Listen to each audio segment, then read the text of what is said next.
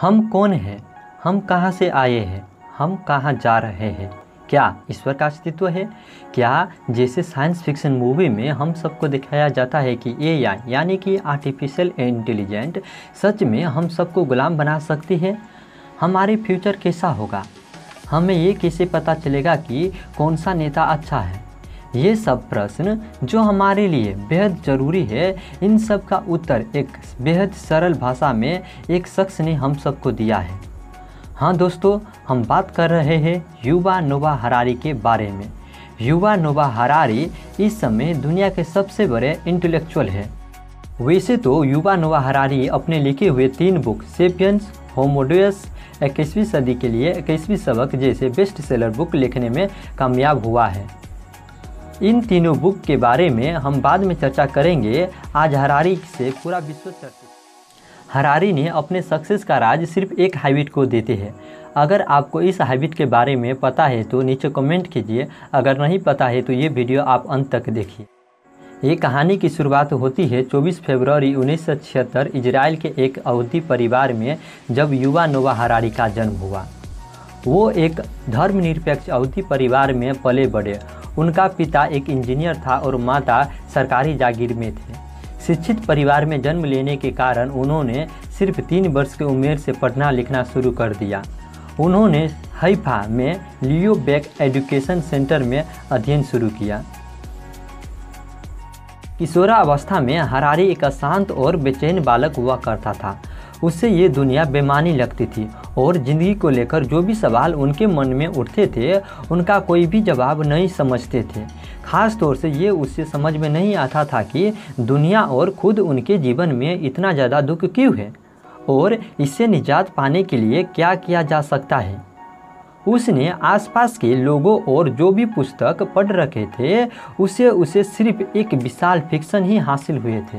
Harari ये तो जानता था कि सारे के सारे फिक्शन या गल्प है, लेकिन अभी भी एक बड़ा सवाल था कि सच्चाई को कैसे जाना जा सकता है। जब वो विश्वविद्यालय में पढ़ना शुरू किया तो उनको लगा कि ये जवाब पाने के लिए आदर्श जगह होगी, लेकिन उससे निराशा ही हाथ लगी। हरारी का एक बेहद अच्छा साथी था जिनका नाम रोन था।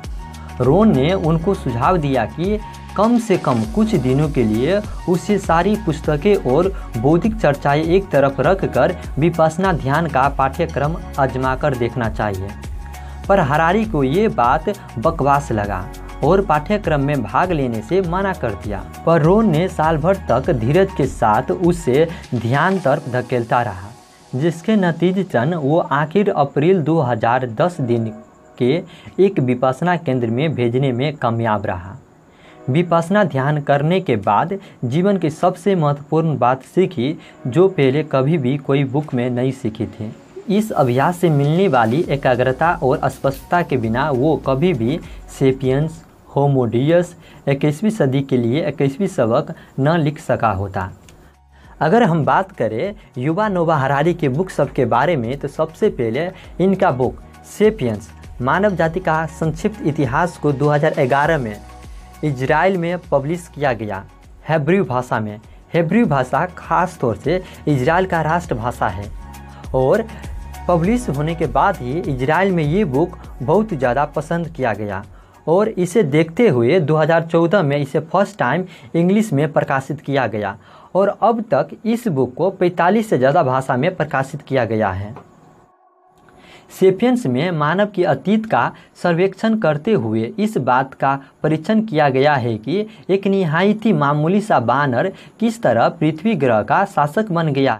इनकी दूसरी पुस्तक होमो डेउस जो साल 2016 में प्रकाशित हुई, ये पुस्तक मानव जीवन में दीर्घ आयु भविष्य में पड़ताल करती हुई इस संभावना पर विचार करती है कि किस तरह मनुष्यत अंत देवता बन सकता है और बुद्धि तथा चेतना की अनियमित अंतिम रूप में क्या हो सकती है।